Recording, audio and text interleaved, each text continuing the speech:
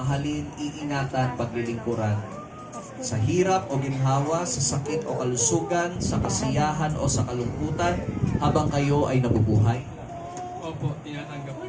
Palakpakan po natin. Maraming salamat. Jerome.